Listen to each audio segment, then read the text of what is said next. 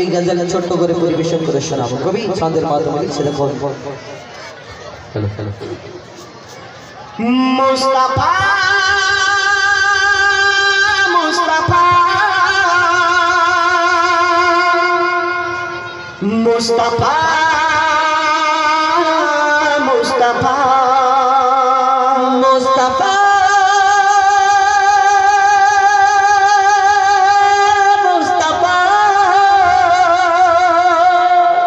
मुस्तफा मुस्तफा मुस्तफा मुस्तफा या नबी मोहम्मद या रसूल मोहम्मद या नबी मोहम्मद या रसूल मोहम्मद तुम्हें मोर शाफायात तुम्हें मोर शाफायात तुम्हें मोर शाफायात तुम्हें मोर शाफायात या नबी मोहम्मद या रसूल मोहम्मद या नबी मोहम्मद या रसूल मोहम्मद तुम्हें मोर शाफायात तुम्हें मोर शाफायात तुम्हें मोर शाफायात तुम्हें मोर शाफायात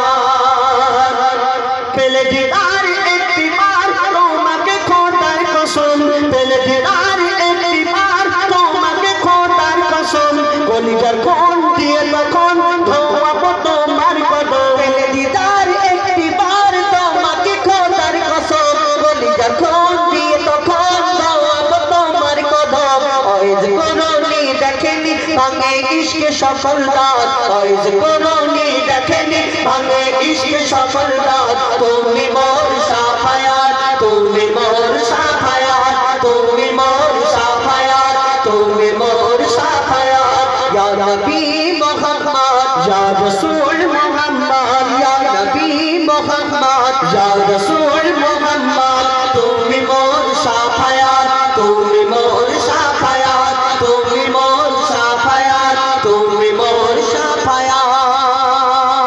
কোরআন দেখ 101 আল কোরআনে নবীর নাম কোরআন দেখ 101 আল কোরআনে নবীর নাম দুটি কম আল্লাহর নাম 99 দিয়ে থাম কুসুমবিহীন দেখো ডিম এর পাবে না কোনো স্বাদ কুসুমবিহীন দেখো ডিম এর পাবে না কোনো স্বাদ তুমি মোর শাফায়াত তুমি মোর শাফায়াত তুমি মোর শাফায়াত তুমি মোর শাফায়াত ইয়া নবী মুহাম্মদ ইয়া রাসূল মুহাম্মদ ইয়া নবী মুহাম্মদ ইয়া রাসূল মুহাম্মদ তুমি মোর শাফায়াত তুমি মোর শাফায়াত তুমি মোর শাফায়াত তুমি মোর শাফায়াত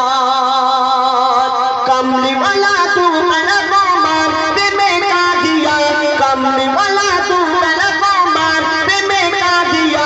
ए मेरा नंदे बेदान तुम्हार इश्क हा दिया कमली वाला तू मेरा मार बे में का दिया ए मेरा नंदे बेदान तुम्हार इश्क हा दिया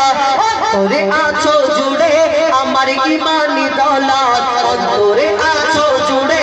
আমার ইমানি দৌলত তুমি মোর শাফায়াত তুমি মোর শাফায়াত তুমি মোর শাফায়াত তুমি মোর শাফায়াত ইয়া নবী মুহাম্মদ ইয়া রাসূল মুহাম্মদ ইয়া নবী মুহাম্মদ ইয়া রাসূল মুহাম্মদ তুমি মোর শাফায়াত তুমি মোর শাফায়াত তুমি মোর শাফায়াত তুমি মোর শাফায়াত তুমি মোর শাফায়াত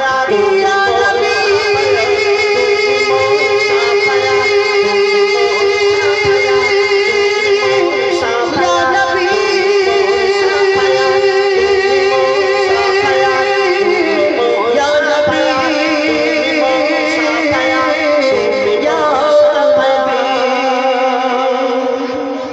नाराए तकबीर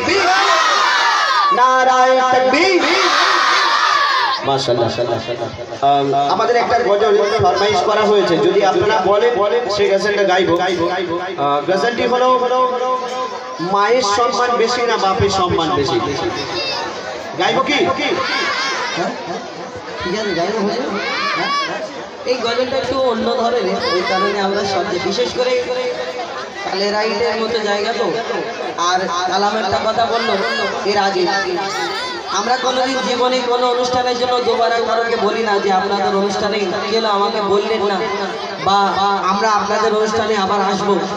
বা আমরা ফোন করে গেলে অনুষ্ঠানটা হচ্ছে না। এই জীবনে কিন্তু কোনোদিন আমাদের দুজনের লাইফে এইরকম কোনোদিন রেকর্ড নেই। কিন্তু আজকে এই 16ই ফাল্গুন অনুষ্ঠানটা আসার জন্য কালাম ফোন করেছে, আমাকে বললো কি ব্যাপার 16ই ফাল্গুন এবারে তো আমাদের তো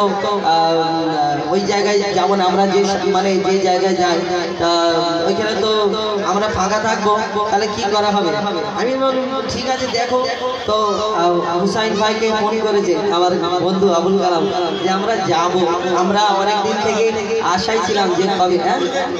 হ্যাঁ আমি এইরকম দাঁড়িয়ে যাইবো, বলবো এদের জন্য বিশেষ করে ফুলটা সরিয়েছে, এই ফুলটা সরিয়েছে। হ্যাঁ তো সেই গজল গাইবো এবং কোরআন শরীফ নিয়ে একটি গজল আপনাদের সঙ্গে। আল কোরআন এই কোরআন দুনিয়ার মধ্যে কিভাবে আসলো? কোরআন আমরা পড়ি, কিন্তু আমরা দেখবেন কোরআন পড়ি এবং এই দুনিয়াতে আমরা কোরআন চিন্তা ভাবনা কজন করি? পড়ি, শুধু পড়তে হয়। আমরা কিরাত পড়ি এবং যখন আমরা ওই কোরআন শরীফ সময় বারাতের সময় পড়ি এবং কেউ মারা গেলে পড়ি, বা মাঝে মধ্যে অনেকজনে এমনি সময়ও পড়ি, কিন্তু পড়তে হয়, শুধু পড়েই যায়। কিন্তু এই কোরআনকে আমরা চিন্তা ভাবনা কজন করি, রিসার্চ করে বিজ্ঞানী বেধর্মীরা কোথায় চাঁদে পৌঁছে যাচ্ছে, কোথায় কি করে নিচ্ছে, কোরআন থেকে সবকিছু মানে তারা চিন্তা ভাবনা করছে, কিন্তু আমরা কোরআনকে চিন্তা ভাবনা কজন করি। তো এই গজল ইনশাআল্লাহ কোরআন শরীফ সম্পর্কে একটি গজল পরিবেশন করব, কিন্তু বাপ এবং মায়ের সম্মান এই গজলটা বলবো। বলছে বাচ্চারা একটু অন্য, মানে অন্য বলতে খারাপ কিছু না, একদম শরিয়াতের খেলাফ কিছু নাই, যে একদম মানে আপনারা দেখেছেন মোকালামা হয়, ইসলামিক নাটক যাকে বলা হয়, এই মোকালামাতে শেষ পর্যন্ত যদি না দেখে বুঝতে পারবে না যে এই মোকালামার মাধ্যমে কি মানুষকে বার্তা দিতে চাইছে, পৌঁছাতে চাচ্ছে মানুষের কাছে, কিছু শিক্ষামূলক জিনিস থাকে। তো সেই আমরা ওই ধরনের একটি গজল আপনাদের সম্মুখে তুলে ধরেছি, চেষ্টা করেছি ইউটিউবের মাধ্যমে, আপনারা দেখেছেন। আমি বলবো মা বড়, আমি বলবো বাপ বড়, ও বলবে মা বড়, মানে মায়ের সম্মান বেশি না বাপের সম্মান বেশি, কিন্তু আল্লাহ রাসূল 3 বার মায়ের কথা বলেন, 1 বার বাপের কথা বলেন, এবং মাকে আল্লাহ অনেক সম্মান অনেক মর্যাদা দিয়েছে, এটা হাদিসে আমরা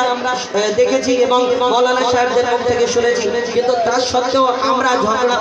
বলতে একটা ডিবেটের গজল, ও আমাকে প্রশ্ন করবে আমি উত্তর দেবো, আমি ওকে প্রশ্ন করবো ও আমাকে উত্তর দেবে, আমি বলবো বাপ বড়, ও বলবে না মা বড়। এবং এই গজলটার মাধ্যমে অনেক মানে একটু এদিক ওদিক মানে একটু হাসি খুশির কথা, চালাকি আর কি কথা আছে, এই কারণে আমরা এই গজলটা তুলে ধরেছি। আমাদের তো আপনাদের এই কালের আইন বলুন, এই উত্তর 24 পরগনা বা এইসব সাইডে গজল হয়, আর আমরা পশ্চিমবাংলার বিভিন্ন জায়গায় অনুষ্ঠানে গিয়ে থাকি, কিছু জায়গায় এইরকম অনুষ্ঠান হয় রাত্রে একদম 3টে-4টে পর্যন্ত কন্টিনিউ অনুষ্ঠান চলতে থাকে, আর রাত 11টা-12টা যখন বেজে যায় তখন ওই 11টা-12টা বাজলেই তখন একটা কমিটির ছেলে এসে বললো দাদা একটু গরম গরম গজল বলুন।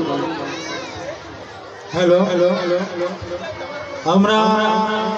দুঃখিত যে যেহেতু মাধ্যমিক পরীক্ষা প্রশাসনের দিক থেকে আমাদের খুব চাপ, 9টা শেষ হয়ে যায়, এখন 8টা 40 বাজে, আর 20 মিনিট পরে অনুষ্ঠান শেষ হয়ে যায় 9টা। তাহলে আমার মনে হয় এই গজলটা বাদ দাও। হ্যাঁ এই গজলটা অনেক বড়, তো পুলিশ তুলে নিয়ে যাবে আমাদের।